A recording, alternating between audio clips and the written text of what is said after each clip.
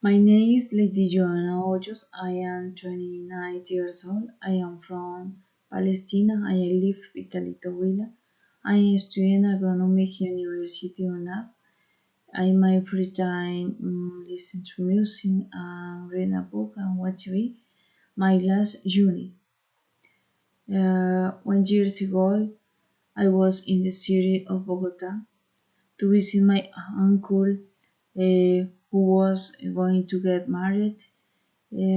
This city located in the Andes mountain range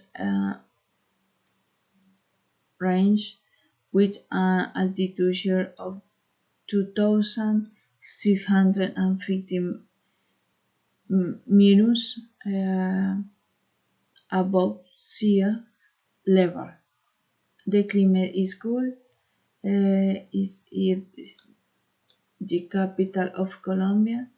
I visit Monserrate and went on a big two-season park in the city. I was swore Bolivar and go to canoe the gold mission. My next journey, I am going to travel to Cartagena de Indias. I want to canoe this year because it is beautiful and like nature. I will travel with my mother by bus to Bogota and then we will go to Cartagena. Thank you.